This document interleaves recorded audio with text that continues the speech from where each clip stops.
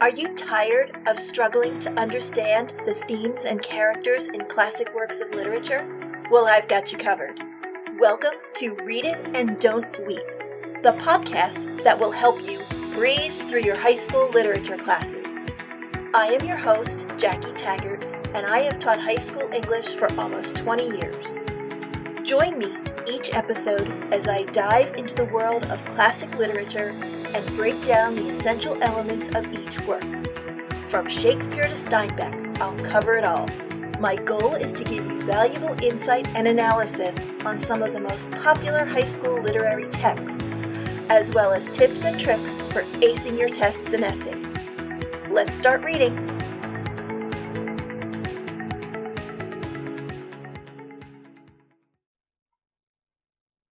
Hello, and welcome to this episode of Read It and Don't Weep. In this episode, we are going to discuss Chapter 4 in Fitzgerald's The Great Gatsby. If you have not read chapters 1 through 3, it might be a good idea to read those chapters and listen to my other episodes before continuing. Well, it has been a long journey, but we are finally getting into the rising action of the plot. Up until this point, we've only had exposition. But now that we are getting into the action of the story, Fitzgerald overwhelms readers in Chapter 4. So much so that I've divided the chapter into 4 scenes. Scene 1 is the list. Scene 2 is the car ride. Scene 3 is the lunch. And Scene 4 is the past. Alright, so let's get started with Scene 1, the list. Please forgive me if you disagree, but the beginning of this chapter is downright dull. Nick, our narrator, tells us about the list he made of all of the party guests he met at Gatsby's parties that summer up until July 5th, 1922. If you think back to Chapter 1, it was approximately June 7th, 1922. So it's been about a month since our story began. Remember, time is an important symbol in the novel, so make a note of this date so you can refer to it later. Now, why does Fitzgerald give us all these names? And it's a lot of names, as the list in my book is just over 3 pages.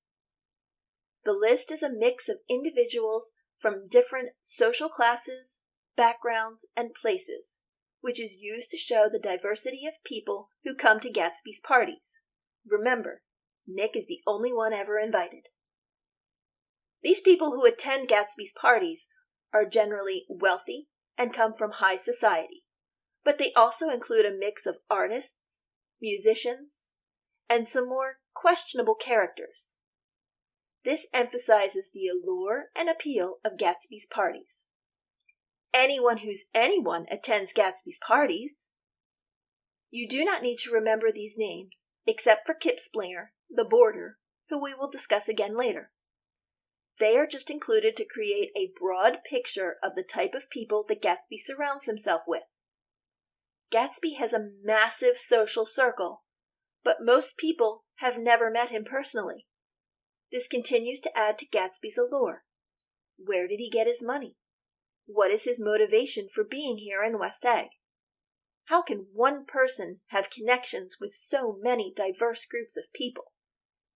The list also gives readers a sense of the excess and extravagance of the Roaring Twenties, a period of economic growth and widespread prosperity in the U.S. when parties like Gatsby's were a common occurrence among the elite class. If you have listened to the episode on the Roaring Twenties, you will remember that Fitzgerald and his wife Zelda were the ones who coined the term the Jazz Age because of the parties they hosted and attended. So, in simpler terms, imagine that you throw a party, and people from all over your town, and even from other cities and states, famous people, politicians, artists, musicians, actors, influencers, come to your party. You don't necessarily know all these people personally, but your party is so cool that everyone wants to be there. That's kind of what Gatsby's parties were like. Alright, on to Scene 2, the car ride. This section starts with another time reference, late July. I've often thought that the last part of Chapter 3, when Nick mentions that the events of Chapters 1 through 3 took place over several weeks, and this long list at the beginning of Chapter 4 should be switched, but Fitzgerald and his editors felt otherwise. Back to our time reference. It has been 6 or 7 weeks since the dinner party at Tom and Daisy's house. Nick has become one of those people who hang out at Gatsby's house, but he has yet to have a meaningful conversation with Gatsby, until Gatsby shows up at his house and takes Nick to lunch. Let's pause to admire Gatsby's car. For a point of reference, I always envision Gatsby driving a Rolls-Royce, cream-colored, green leather interior, just as extravagant as everything else Gatsby owns. For car buffs like me, it must have been a thing of beauty. But look at the color of the car. Cream. Think back to the color symbolism discussed in Chapter 2. Cream is an off-white. If white is pure and innocent, cream is slightly tarnished and not as innocent or pure. On their way to lunch, Gatsby becomes incredibly loquacious and tells this amazing story about his past. He is the son of a wealthy Midwest family, all conveniently dead now. He was educated at Oxford, which for those who do not know is in England. After he left, he traveled the world trying to forget some very sad thing that happened long ago.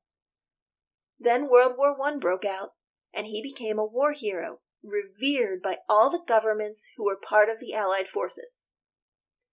Gatsby rattles this information off so fast and so well rehearsed that Nick has trouble believing his story is true. Nick, being from the Midwest himself, asks Gatsby where he's from. San Francisco. Now, I'm not a geography teacher, but I know that San Francisco is in California, and you can't get much farther west in the continental United States than California. So, Nick continues to doubt Gatsby's story until he conveniently produces a Medal of Honor and a photograph to support his story. While I am not sure if Nick is totally convinced, he cannot deny that Gatsby could be telling the truth. Why does Gatsby tell Nick this elaborate story? Because he's going to ask Nick a favor. Actually, Gatsby asks Jordan to ask Nick to do a favor for him, and Nick will find out about the favor later when he meets Jordan for tea. Huh? Why doesn't Gatsby just ask Nick himself? No idea. While Nick ponders all that he has learned, several things happen. First, a police officer tries to pull Gatsby over for speeding. Gatsby waves a card at the officer, and he is free to leave. This shows that Gatsby has connections in high places, like law enforcement. Then, the pair pass a funeral procession, and then a limousine driven by a white man with 3 African American passengers. Lots of symbolism in all 3 of these events, but I'm not going to get into the details here. If you're looking for research topics, these 3 events would be great to explore further. By the end of this scene, Nick has gone from a cynic to a believer. He fully trusts in the wonder that is Jay Gatsby.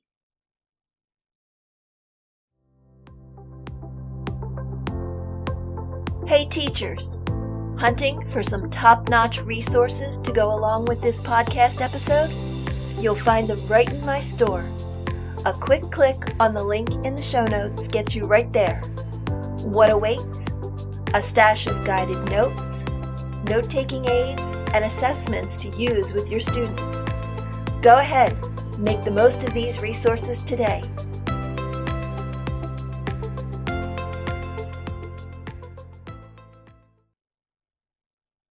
Alright, scene 3, the lunch. Gatsby and Nick arrive at a speakeasy in the heart of New York City, and Nick is introduced to Gatsby's friend, Mr. Meyer Wolfsheim. Gatsby calls him a gambler, but I see him as more of a mobster. Think Al Capone, a gangster. Remember, This is prohibition, so alcohol is illegal. But the men sit down and order drinks. Wolfsheim takes a trip down memory lane and tells Nick about Rosie Rosenthal, who was murdered in the street one morning. Both characters serve as allusions to people who existed during the Roaring Twenties. An allusion is a reference to a person, place, event, or another piece of literature within a story. The reference is usually subtle or indirect, but it is meant to draw attention to aspects within the current story readers should be aware of. Meyer Wolfsheim is said to be an indirect reference to real-life figure Arnold Rothstein, a businessman and gambler who was largely suspected, but never convicted, of fixing the 1919 World Series, a major event in American sports history. Rosie Rosenthal is an allusion to a man named Herman Rosie Rosenthal, a gambling house owner who was murdered in 1912 after a feud with corrupt police officers in New York. It makes Nick, and readers, stop and think. What kind of people is Gatsby hanging out with? Is Gatsby involved with gangsters and mobsters? Maybe. Wolfsheim asks Nick if he is interested in a business deal, and Gatsby immediately jumps in and says that Nick is not that man.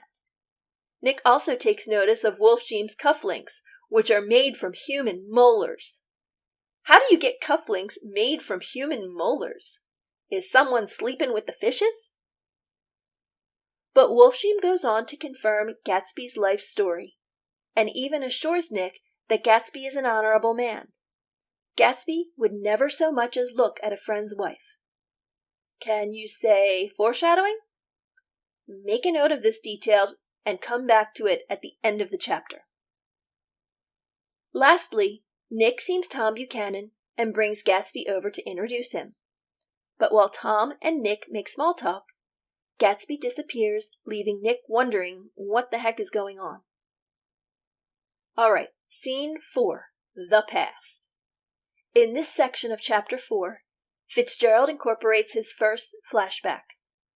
Nick and Jordan are having tea, and Jordan is telling Nick about the amazing things she learned at the party that night at Gatsby's house.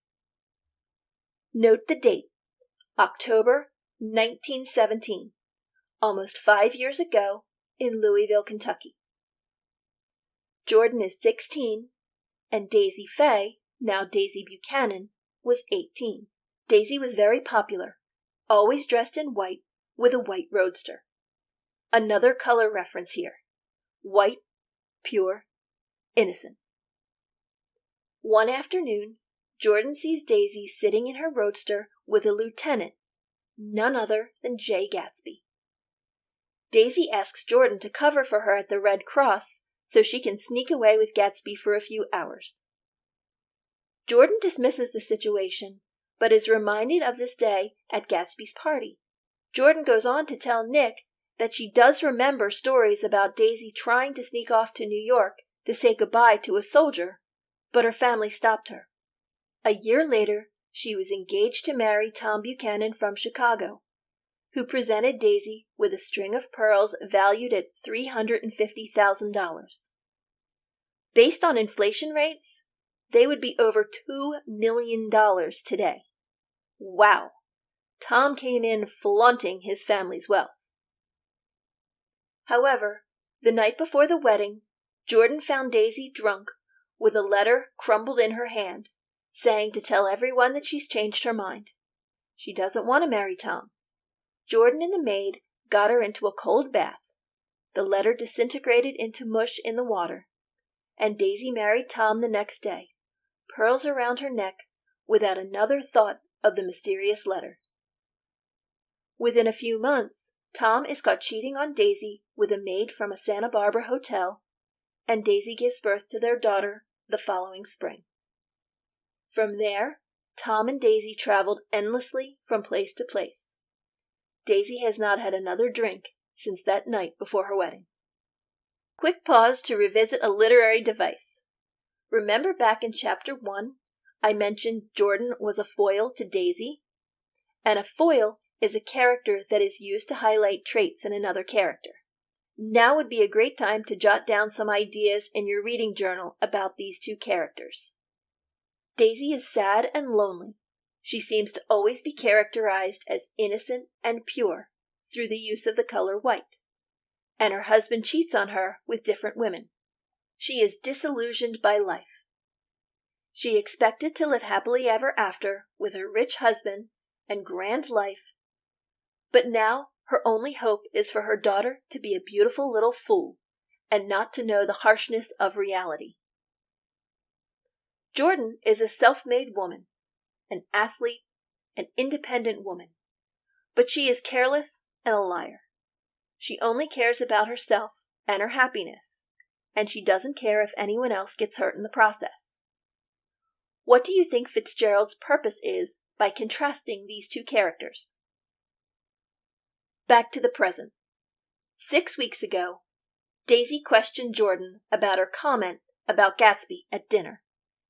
It was then that Jordan connected the man in Daisy's white roadster all those years ago with the man in West Egg, and Gatsby told Jordan that he bought his house because it is directly across the bay from Daisy, the green light. The goal that Gatsby is striving for is Daisy. He is trying to win her back. The favor that Gatsby needs from Nick is to invite Daisy over for tea, so they can be reunited. Gatsby wants to show Daisy his house and his wealth, that he is now worthy of her affections. Gatsby has hoped that Daisy would just wander into one of his parties like so many others. But once Gatsby learned that Nick and Daisy were cousins, he has Jordan request Nick invite Daisy to his house so Gatsby can casually run into her after all these years. Nick is not to mention Gatsby before Daisy arrives. It will be quite a surprise. So that was a ton of information in one short chapter. So let's review for a moment. Gatsby bought the house across the bay from Daisy so he could be close to her. A bit stalkerish, but let's let that go for now. Wolfsheim says that Gatsby would never so much as think about another man's wife. But this is exactly what Gatsby has been doing for the past 5 years. Gatsby quickly disappears from the club after being introduced to Tom Buchanan, Daisy's husband. With his goal of breaking up their marriage, I can understand his quick departure. And now, Nick is going to invite Daisy to tea so she can be reunited with Gatsby, and then... Well, I guess that's the question. What is going to happen when they are finally reunited? If you are keeping up with your reading journal, jot down your thoughts on this question. What do you think is going to happen? Will Daisy leave Tom and run off with Gatsby? Or will something else happen? Personally, I might be a bit angry at my cousin for not giving me a heads up before springing an old boyfriend on me so suddenly, but that's just my response. We will have to keep reading to find out what is actually going to happen next.